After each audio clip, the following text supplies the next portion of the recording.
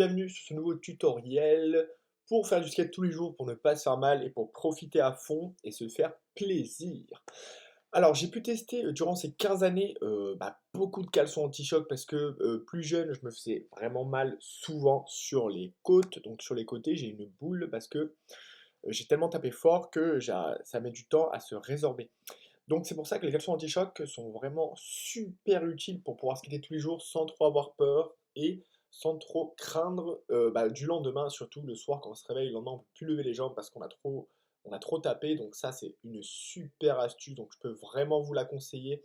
Elle est aussi utile que le tutoriel précédent avec ce qui est sur les talons, donc ça c'est vraiment utile, j'utilise tout le temps, toutes mes sessions, et c'est ce qui permet que je peux progresser encore à mon âge, même après 15 ans d'expérience, on peut toujours apprendre des choses, que ce soit en ball, en grande rampe, en big, sans trop se faire mal.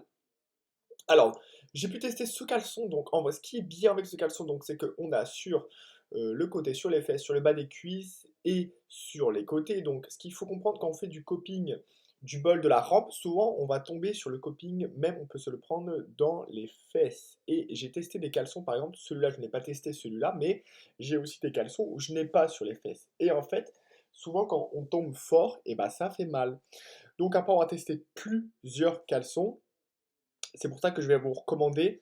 Alors, le modèle que j'ai acheté, il était celui-là à partir de 13 euros avec livraison. En tout cas, il faut compter à partir de 20 euros pour ne plus se faire mal. Donc, c'est vraiment un super rapport qualité-prix pour pouvoir skater tous les jours. Donc là, c'est comme si. Alors, c'est pas le même, celui-là. Je pense que celui-là est mieux, je ne l'ai pas.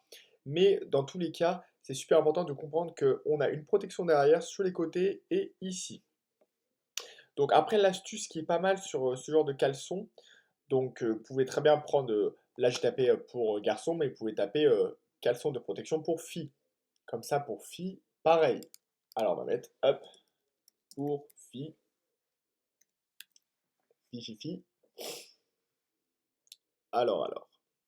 Voilà, donc là, on peut voir short rembourré pour filles, donc c'est quasi pareil. Après, voilà, on a ça, pareil. Donc, en gros, c'est surtout avec du gel. Alors, par contre, ça revient sur le tutoriel précédent dans la formation, c'est que sur le gel, ça soit sur les talons, sur les côtés, les hanches. En gros, le gel, ça a toujours été la plus grande protection. Comme si on avait des semelles gel. Vous avez déjà eu des semelles dans des chaussures. Si vous les enlevez, vous pouvez voir. On a du gel dans certains types de semelles. Et ça montre vraiment que c'est de très très bonnes semelles.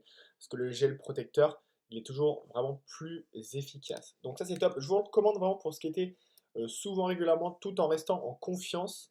Donc ne vous trompez pas, prenez vraiment un caleçon avec ce qui a une coquille derrière pour les chutes sur les fesses, parce que j'avais un autre caleçon et je n'avais pas ça, donc je peux vous le conseiller que c'est vraiment important d'avoir ça en plus pour vous aider.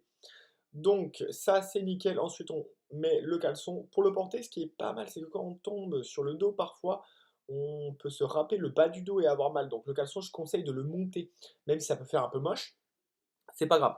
On n'est pas là pour le style et pour l'esthétique, on est là pour skater longtemps, pour progresser, pour se donner et pour se faire plaisir. Donc en gros, je peux vous recommander le caleçon de le lever et le mettre assez haut de façon que ça soit au-dessus du dos, que quand on tombe sur le dos, on n'ait pas une croûte en bas du dos et on se déchire pas le bas du dos comme ça. Si on tombe fort, le caleçon il est plutôt serré ici à ce niveau-là. Et bah, ça peut bien protéger. Et ce qui dit on tombe, on se fait pas mal, on gagne la confiance et on repart. Donc voilà, c'est tout pour ce tutoriel. Si vous avez des questions, vous n'hésitez pas. On se retrouve sur les chats privés par téléphone comme d'habitude en suivi. Et on se retrouve dans les prochaines vidéos de la formation ou sur le skatepark. Allez, skatez bien!